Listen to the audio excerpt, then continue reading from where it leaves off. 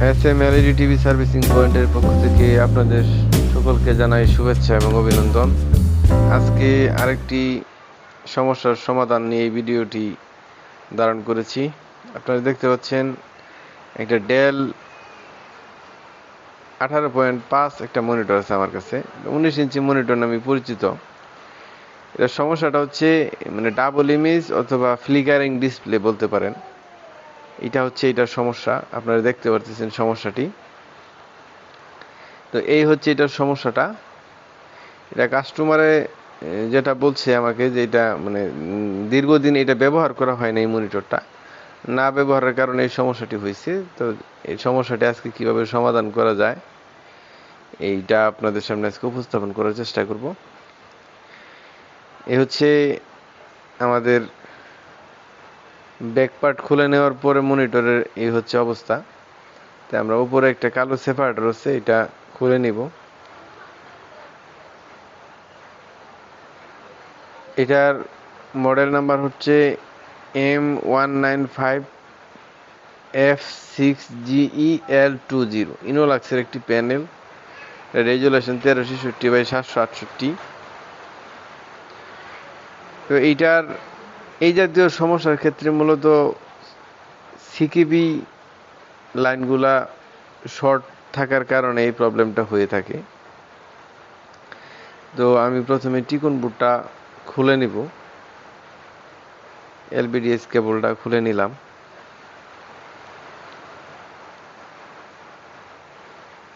এই হচ্ছে আমাদের টিকন বোর্ড। তো টিকন বোর্ডের এই যে বাম পাশে আপনারা দেখতে পাচ্ছেন, এখানে এই যে নিচে এখানে কিছু পিন দেওয়া আছে। যদি একটু জুম করে দেখানোর চেষ্টা করি আপনাদেরকে, এই যে এখানে কিছু পিন দেওয়া আছে। এইখান থেকে এক পাশ থেকে আরেক পাশে কানেকশনটা ডাইভার্ট করে দেওয়া হয়েছে। রেজিস্ট্যান্স ব্যবহার করা হয়নি, কিন্তু এটা জাম্পারের মতো দেওয়া আছে। অর্থাৎ যেখানে আপনারা দেখতে পাচ্ছেন CK3, CK4, CK5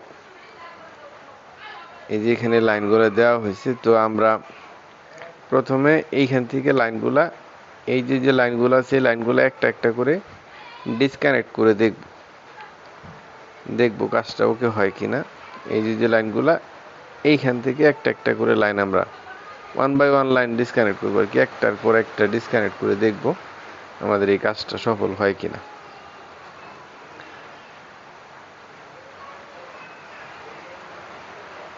তো আমি ভিডিওটা লম্বা হয়ে যাবে বিদায় এটা খাটো করছি। এটা সবগুলা লাইনে আমি একটা একটা করে কাট করছি। কাট করার পরে ওই সমস্যাটির সমাধান হয় নাই। তারপরে এই যে আপনারা দেখতে পাচ্ছেন, এই যে এখানে আমি 5টা লাইন, ফার্স্ট যে প্রথম থেকে 5টা লাইন, এই 5টা লাইন ডিসকানেক্ট করছি, যেটা ডিসপ্লেতে দেখতে পাচ্ছেন আপনারা। এই 5টা লাইন ডিসকানেক্ট করার পর এখন আমরা চেক দিয়ে দেখব যে এই সমস্যাটি সমাধান হইল কিনা।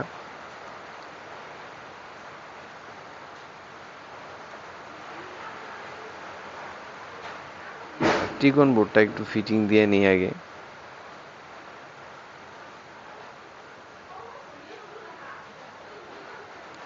আমি আমার এই চ্যানেলের মধ্যে এলইডি টিভি মনিটর এবং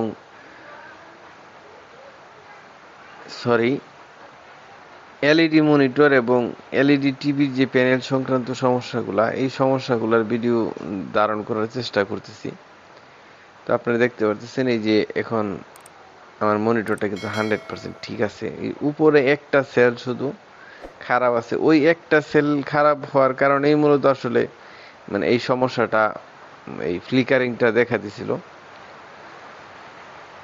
তো যেটা বলতেছিলাম, আমার এই চ্যানেলে শুধু মনিটর এবং এই এলইডি টিভির প্যানেল সংক্রান্ত এবং আদার অন্য বিষয়গুলো খুব প্যানেল সংক্রান্তটাই বেশি, প্যানেল সংক্রান্ত সমস্যাগুলোর সমাধান দেওয়ার চেষ্টা করতেছি।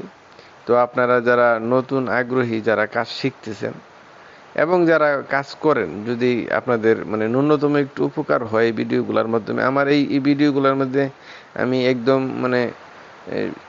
সঠিকভাবে যতটুকু আমার জানা আছে ততটুকু ধারণ করার চেষ্টা করতেছি। তো আপনারা আমার চ্যানেলটি সাবস্ক্রাইব করবেন। তো ভালো থাকবেন, সকলের সুস্বাস্থ্য কামনা করি।